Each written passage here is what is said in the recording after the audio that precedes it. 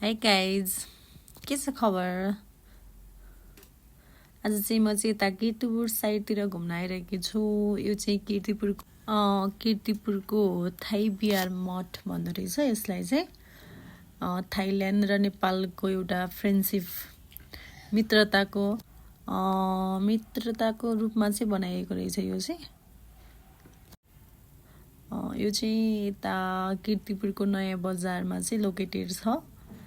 यता कीर्तिपुर साइडकै नजिकै हुनुहुन्छ भने त गइराख्नु भएको होला, देख्नु भएको पनि छ होला। तर एकदमै राम्रो रहेछ, एकचोटि जानु नै पर्ने। एकदम राम्रो लाग्यो मलाई पनि। तर हजुरहरू पनि नजिकै हुनुहुन्छ भने चाहिँ एकचोटि भिजिट गर्नु होला। फोटोसुटहरूको पनि एकदम राम्रो रहेछ, भिडियोहरू पनि बनाउन मिल्दो रहेछ। आजकल टियुतिर पनि धेरैजना गइराख्नु भएको छ। टियु क्रिकेटले गर्दाखेरि क्रिकेटतिर जाँदाखेरि त पनि घुम्नलाई, टाइम पास गर्नलाई चाहिँ एकदम रमाइलो रहेछ। राम्रो राम्रो ठाउँहरू पनि छ कीर्तिपुरतिर। मन्दिरहरू पनि टन्नै छन् माथितिर एकदमै। कीर्तिपुर साइडतिर पनि एकदम रमाइलो छ। उता माथितिर तल झलुङ्गे पुलहरूतिर साइडतिर पनि एकदम रमाइलो छ। हजुर आउनु भएको छ होला, भ्याली बाहिर हुनेहरू त आउनु भएको छैन पक्कै पनि। त्यही पनि एकचोटि यता काठमाडौँतिर आउँदाखेरि भिजिट गर्न सक्नुहुन्छ, एकदम घुम्न सक्नुहुन्छ सबैतिर। सानो सानो एरियाहरू पनि एकदमै राम्रो राम्रो छ। आजकल घुम्नको लागि पनि ठाउँ खोज्दै हिँडिराख्नुपर्छ। यता युट्युबतिर लागेर आजभोलि यो थाई मन्दिर थाइल्यान्ड र नेपालको फ्रेन्ड्सको एउटा चिनो जस्तो बनाएर एकदम राम्रो कलर गोल्डन एन्ड व्हाइट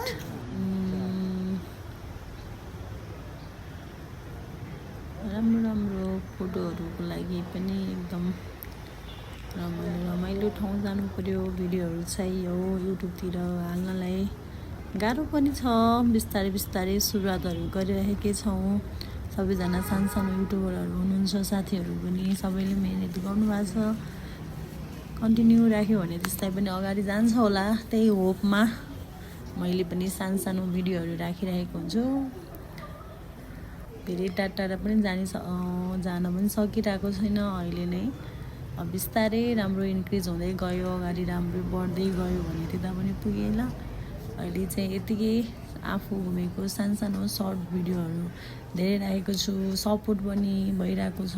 हजुरहरू पनि नयाँ हुनुहुन्छ भने मलाई पनि सपोर्ट गर्नुहोस्, म पनि हजुरलाई सपोर्ट गर्छु एकदमै। सबैजना मिलेर अगाडि बढौँ।